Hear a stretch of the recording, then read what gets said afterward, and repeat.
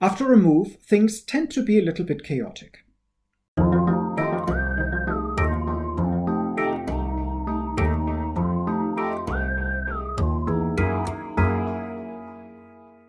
Now, this brings me back to a client that I worked for a couple of years ago, actually. She had just moved into a new space, and as usual, when you move into a new space, your main focus is on getting everything out of the van and into a place in your new home that marginally resembles the spot that that thing needs to go ultimately.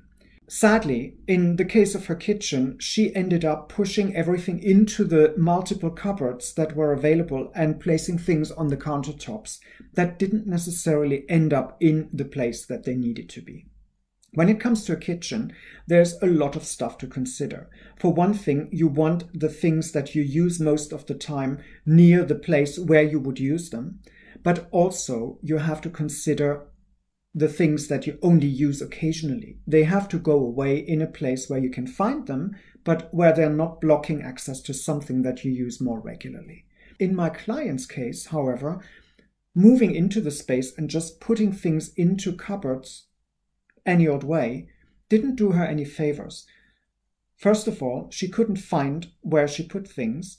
Secondly, the things were not where they needed to be. And thirdly, she had used the space very inefficiently, so she ended up with lots of stuff on the countertops. My job was one of organizing, not so much decluttering. There was a bit of decluttering going on, but mostly it was sorting things into the right space. And to her big chagrin, I had to take everything out of the cupboards in order to see what needs to go where.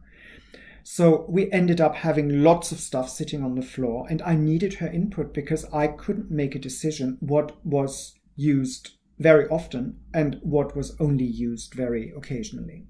So with her help, we managed to put everything in piles as it needed to be in the right places, having things that she accessed only occasionally at the bottom and to the back, and things that she needed more often higher up and in the front.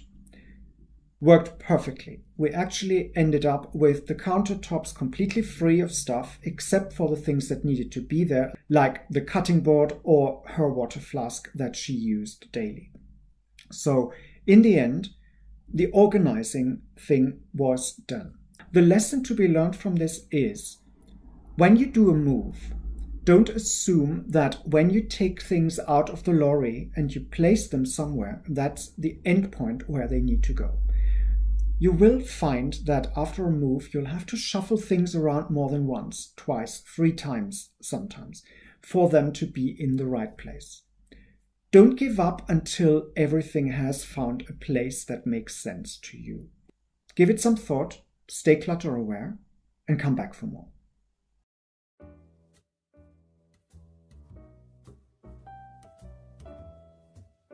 If you want more, there are options. Click the round logo to subscribe to this channel, or select the playlist in the middle to see more content, or check out the links in the description below.